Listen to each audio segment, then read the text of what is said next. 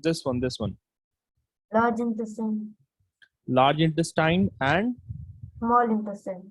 large intestine and small intestine. Very good. What about the third picture? Kidney. That is a kidney. What is the function of kidneys in our body? Mm, They filter our blood. Right, Mafaz? yes. Kidneys filter out the impurities from our blood. Okay. So humans excrete their urine. Okay. So urine is the waste material separated by the kidney from the blood. Okay. What about the fourth image here? Brain. That is a brain. Very good. Okay. What about the fifth image here? Liver. That looks like a liver. Very good. Okay. Few basic questions like you must be knowing that the skeleton of human body is made up of what? Bones. Cartilages. Bones or cartilage? It has to be made up of only bones only, not cartilages. Cartilages basically helps to join two bones together. Okay.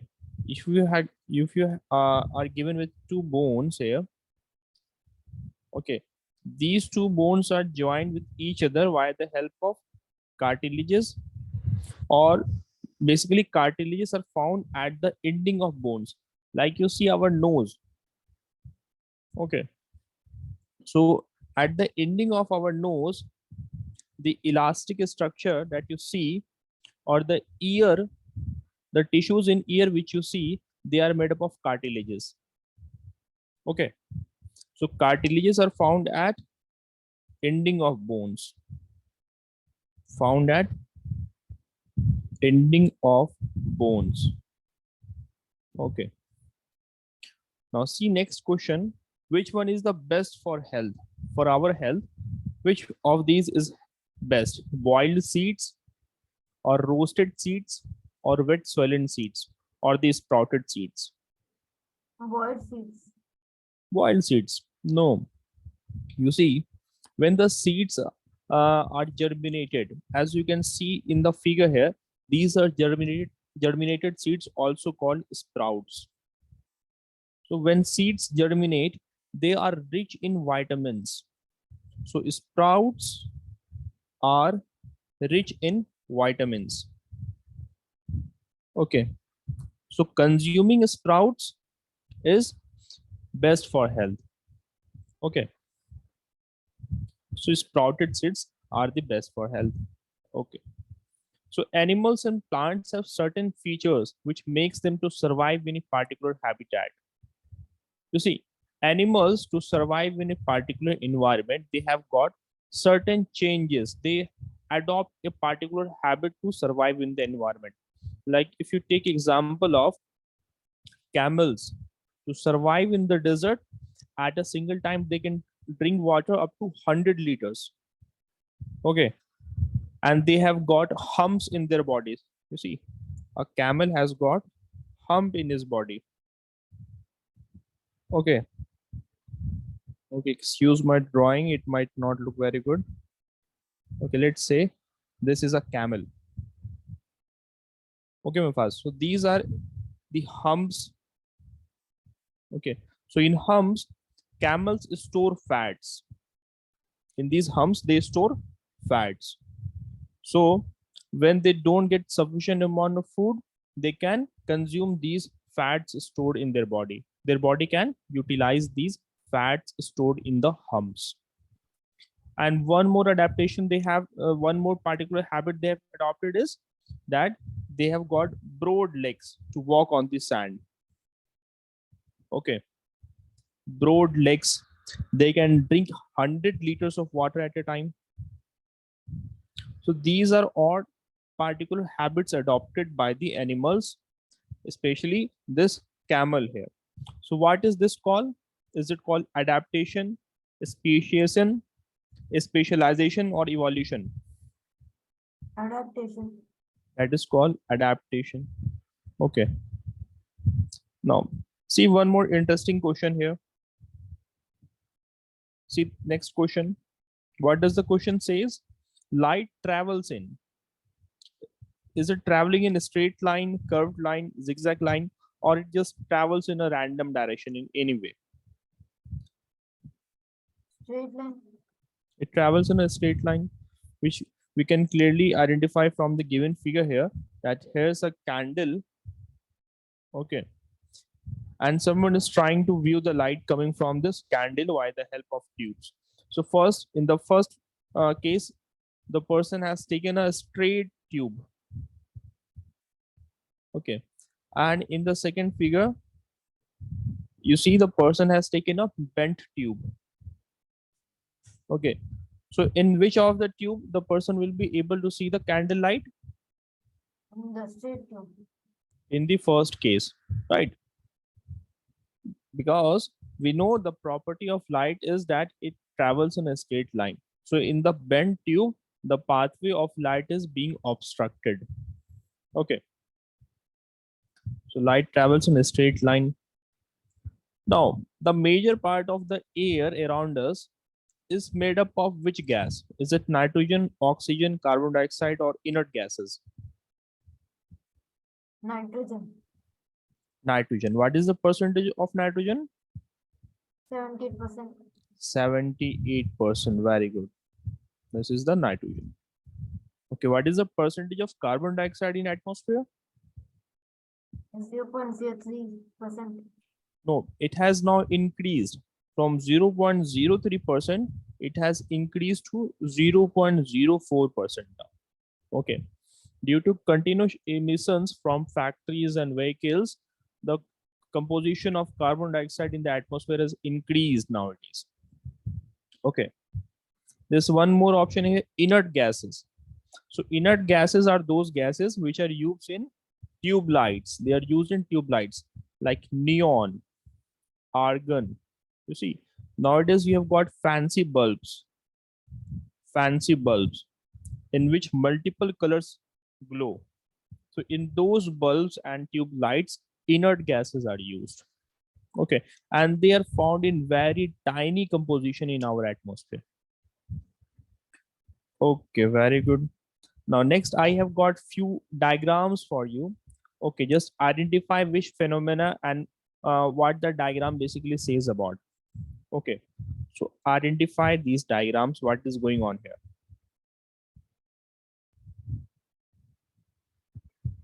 Okay, see the first one. What does it indicate?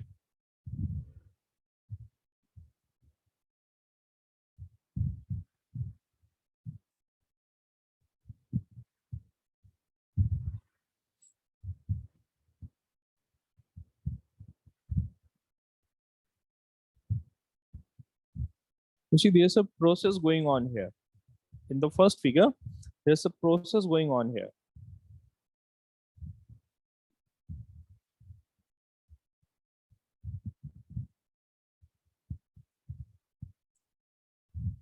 Yes, Mafaz?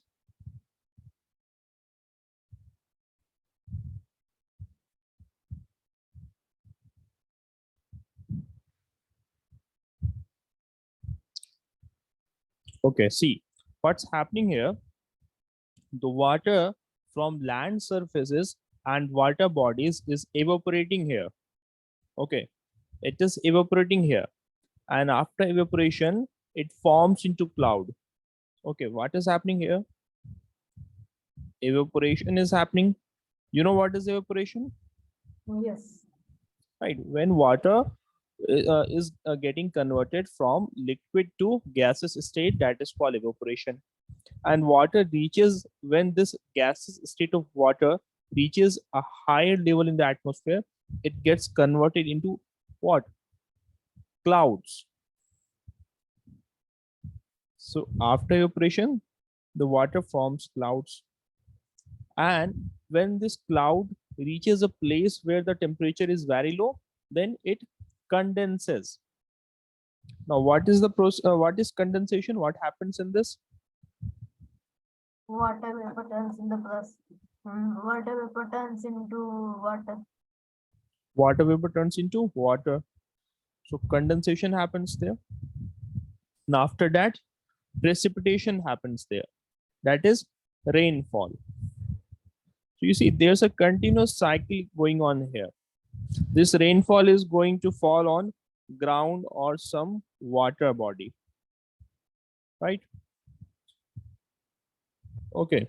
And again, from that ground and water body, it is going to evaporate and form cloud, and again condensation will happen.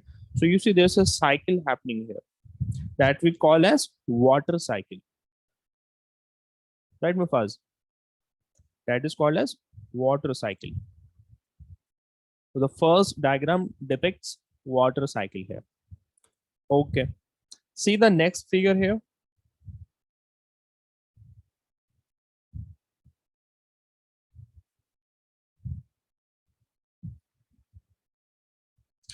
Have you studied about photosynthesis in your previous class? You must have studied about photosynthesis. Yes, Mufaz. Yes. It is basically the procedure in which plants makes their food by using raw materials from the environment. They basically take up carbon dioxide and water from the environment, and in the presence of sunlight, they prepare their food. Okay. And in this procedure, they also release oxygen into the atmosphere. So what basically goes on in the process of photosynthesis, plants take up carbon dioxide and water. Okay. And in the in the presence of sunlight, they make their food. Okay. And releases oxygen into the atmosphere. In short, I've written it as O2. Okay. So they releases oxygen. Now, the plants, they release oxygen into the atmosphere. So which, from which part they release this oxygen into the atmosphere? Is it from their stems, or is it from their leaves, or from their flowers? The leaves. From their leaves. So there must be some holes in their leaves via which they are releasing this atmosphere, via which they are releasing this oxygen into the atmosphere. Okay. So the diagram here depicts that hole. That is called, you see this figure here. Have a look at this figure. So in between this figure, there's a hole that is called as stomatal pore. Stomatal pore, via which the plants releases oxygen into the atmosphere. And it is through this hole only they get carbon dioxide from the atmosphere. Yes, Mafaz.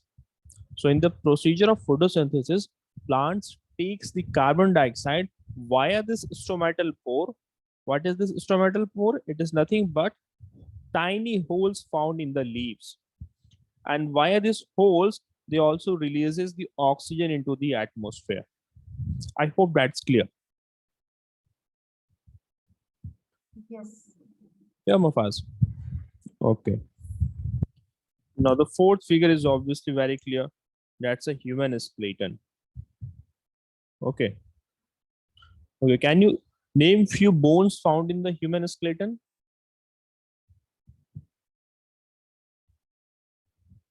Bones.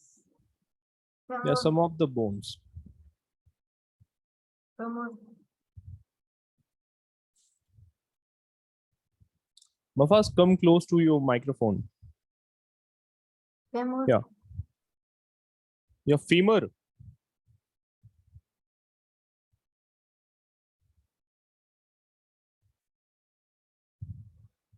List 5 bones found in human body.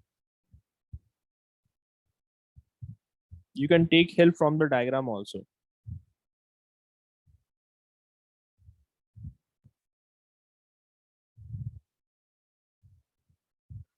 First one I've already written, femur bone. Yes, Mafaz?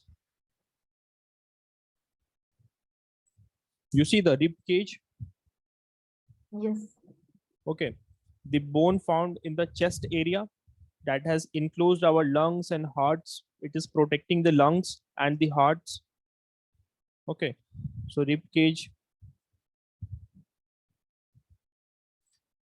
and see the backbone, the spine that runs back from our neck to till to the tailbone, the spine bone, which basically looks like this.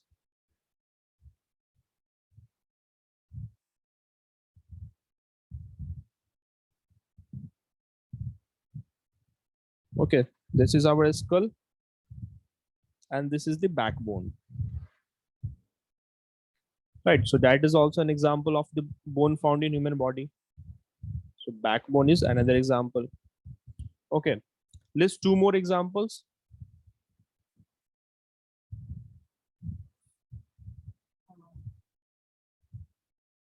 Yes, Mafaz? You can take help from the figure also.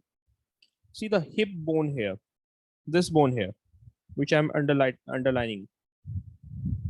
This is the hip bone. Okay. And there are other bones also. You forgot about skull. Skull in itself is a bone. Okay. So other examples are hip bone and skull. Now, out of these 5 bones which I have listed here, which one is the longest bone here?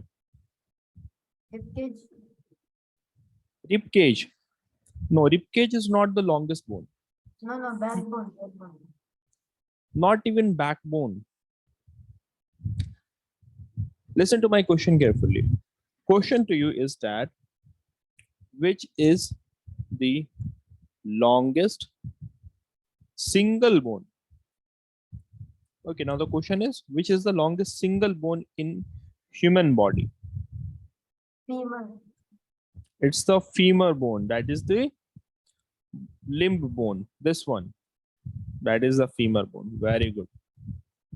Okay. It's the upper limb bone. Right. Okay, very good. Okay, so these were the few basic things. And as I see that your basics are clear. Okay, your basics are quite very good, Mafaz. Okay. So currently your chapter number 2 is going on in your school, right? Yes. Okay. So let's have a look at the syllabus of your class 7 science. You see, these are the chapters which you have to study. You must have already studied about nutrition in plants. Okay. Yes. Nutrition in animals is currently going on. Okay. Yes. So there are some chapters which you must have studied in class 6, and those chapters have been repeated in class 7 also. Like fiber to fabric, you might have studied about this earlier. Okay. And few other chapters are also there which you must have studied in your junior classes also. Okay. So let's quickly discuss few things in regard to chapter number 1, that is nutrition in plants. Okay. Before we discuss that, do tell me, have you got your half yearly exam portion yet? Huh? Have you got your half yearly exams portion? Yes. Syllabus of you. Okay.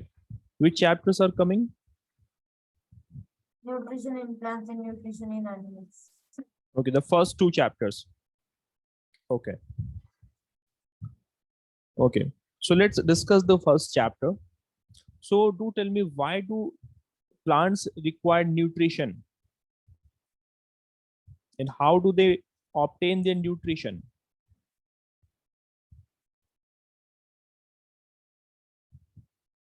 First question to you is, Mafaz, that why do plants require nutrition?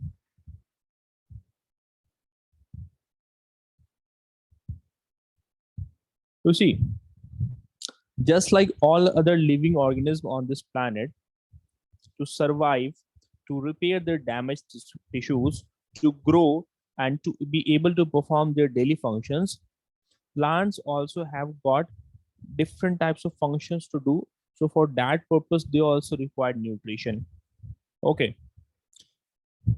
Just like we humans have got different functions to do, like we have got to grow our tissues. Okay, you see a human baby when he is just a month old or an year old, he requires proper nutrition for a healthy growth. Okay, if he gets ill or his tissues or organs are damaged, he needs proper care and nourishment. In the same manner, plants also require proper amount of nutrition to grow and to repair their damaged tissues. So you see, living organisms such as plants and animals survives on food. Okay, just like a car, it requires fuels to run. In the same manner, plants and animals requires food to survive, food to run. Okay, and what does this food do? This food gives them the energy to perform several activities in their life and helps in the growth. You are already familiar about this. You must have studied all these things in your first chapter. Okay, now based on the capability of producing food, organisms on earth are divided into two categories. Can you name them? Autotrophic and heterotrophic. Autotrophic and heterotrophic. Very good. Okay, can bacteria be autotrophic? No. No. See Mafaz, there are some rare bacteria found in nature that are autotrophic in nature. Okay, they have also evolved to be to perform photosynthesis. Okay, like consider the example of cyanobacteria. Okay, or they are also called as blue-green algae.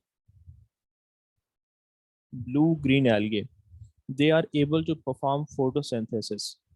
Okay, so apart from plants also you will find some rare bacteria in nature that are able to perform photosynthesis. Okay, what about heterotrophs? They take food from other organisms. Food from other organisms. Okay, what are the other organisms on which heterotrophs depend? Like consider example of an omnivorous. He will depend on Green plants. he will depend on both green plants and animals also.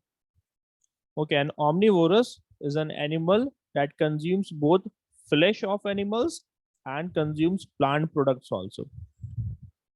Right, we have got herbivorous, omnivorous, and carnivorous. Okay, okay. List some of the nutrients found in our food. What are some nutrients that are found in our food? The food we consume on a daily basis. Carbohydrate, fat, proteins, vitamins, and minerals. Yes, these are the nutrients which are found in our food. So it's not the food that our body needs. It's, if we were to be more specific, our body actually needs proteins, carbohydrates, fats, vitamins, okay, minerals, waters. So from that food, these are the different components that is being sucked up by the tissues, by the cells of our body, right? Okay, now do plants also require carbohydrate, protein, or fat or vitamins? Do they also require these components? Yes. No, plants don't need carbohydrate or protein. Rather, plants needs different types of minerals. Plants take require nitrogen. Okay, plants require what? They require nitrogen. They require potassium. Okay, they require phosphorus. Okay, that's why we provide plants with fertilizers. Okay, so plants don't require carbohydrate, protein, or fat. Rather, they require nitrogen, potassium, or phosphorus to grow. Okay, Mafaz. Okay, that's the difference here. No. Mode of nutrition in plants, which we were already discussing about, is that plants are the only organism on the planet Earth that have got the capability to prepare their own food by using the raw materials present in their surrounding. Okay. Okay. What would you say about the parasites? Are parasites heterotrophic or autotrophic? Heterotrophs. They are heterotrophic. Give an example of a parasite. Lice. Lice. Okay, lice or leeches. Okay, they basically feed on the host body. Okay, so they might either be living inside the host body or living on the host body, and they derive their nutrition from them. So they are also called heterotrophs. Name one example of parasite found inside the body.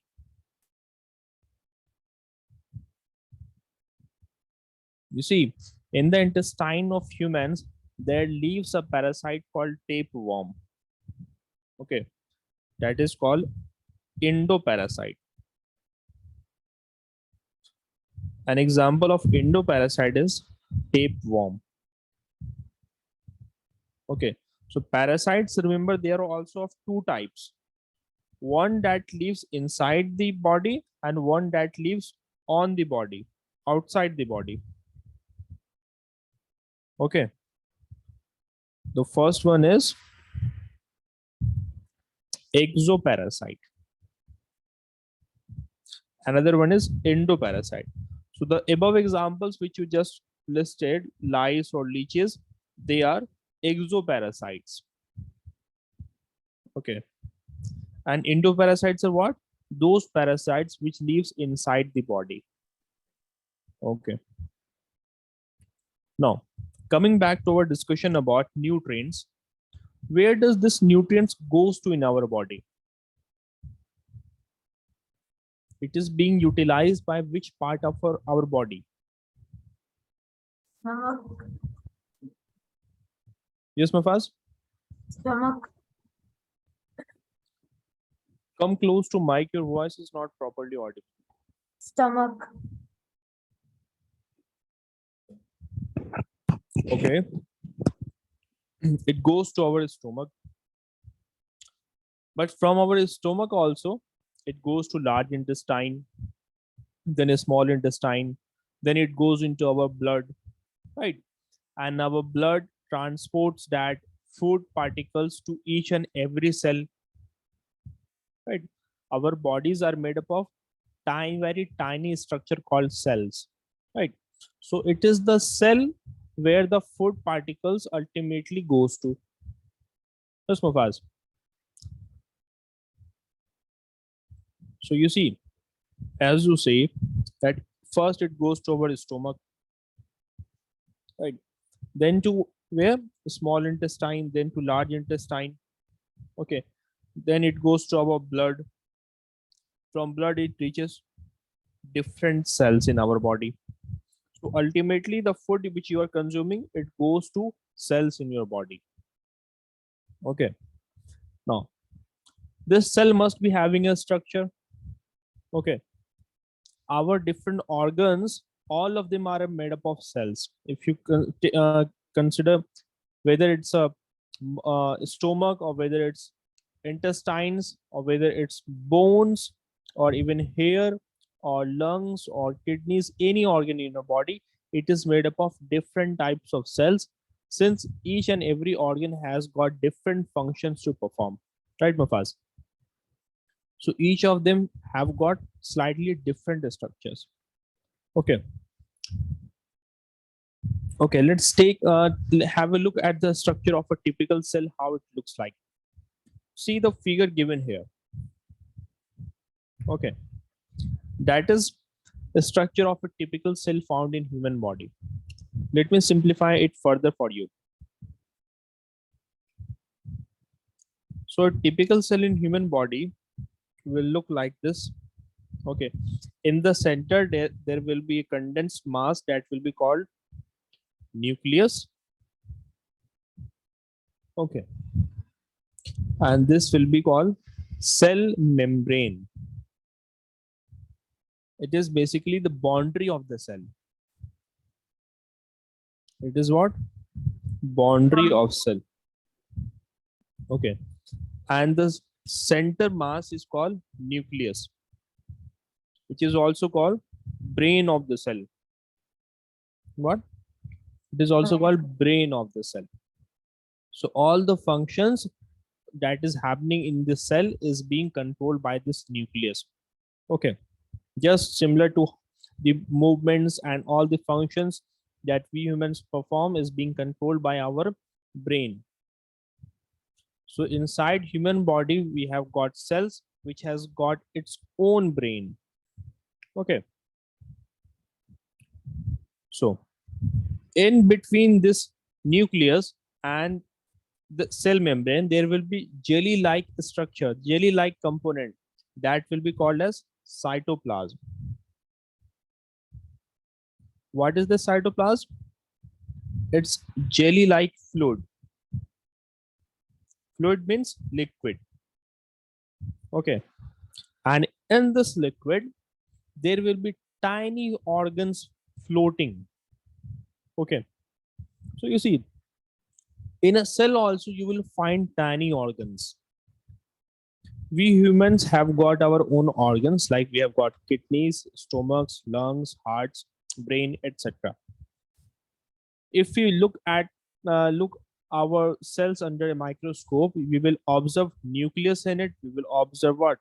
We will observe cell membrane, and in cytoplasm we will observe there are tiny structures, tiny components, okay, floating in it, that are called cell organelles. Okay, organs of the cell. So we call them cell organelles. CELL, cell organelles. Okay, Mufaz. So what are cell organelles? The organs in between the Organs of the cell floating in the cytoplasm. Right. And what is cytoplasm? It is the jelly-like fluid. jelly-like fluid in between nucleus and cell membrane. Okay. And nucleus, it is basically the brain of cell. Okay. So this diagram here is a typical structure of a cell found in our human body. And do tell me, are cell structure of all organs same in our body or different? Huh? Is the structure of cells of all the organs in human body same or different? Different. It has to be different, right? Because a bone has got different function to do. Blood cell will have different function to do. So based on their functions, they will have different shapes. Okay. Now, based on the number of cells, there are also two categories of organisms. Like in nature, you have got some organisms which are made up of only one cell. They are living with only one cell, yet they are able to perform all the necessary functions. And then you have got multicellular organisms which have got trillions and billions of cells in them. Like consider the example of humans. We have got trillions of cells in our body. And then you have example of amoeba that looks like this. See this figure. That is a diagram of an amoeba viewed under a microscope. So this amoeba is made up of only one cell. Okay, only one cell. Yet it is capable to perform all the basic functions. Okay, it can derive its nutrition, it can eat its food. Okay, it can excrete. Okay, release waste material from its body. It can reproduce also. Not like humans, it has got separate way of reproducing. And then we have got what? Humans that are made up of different types of organs. Even an organ, if you take example of any one organ, it is made up of millions of cells. Okay, so compare a human organ and an amoeba. There's a huge difference between the number of cells found in them. Okay, so human body, you see, it is made up of different organs, and in total, a human body consists alone trillions of cells. Trillions of cells are found in human body. Okay, Mufaz. Okay. Okay, so that's it. That's the part of the discussion where we are going to end. And I have got few other important questions for you. Okay, have a look at them also. Okay, see the first question. What part of the body helps you move? Muscles. Muscles helps you to do motion. Okay, see next question. Which organ covers the entire body and protects it? Skin. It is the skin. Very good. Okay. Which organ helps to pump blood throughout the human body? Heart. It is the heart. Right. Where does our food get collected after we chew and swallow it? All in stomach. It goes to stomach first. Right. Stomach is the correct answer.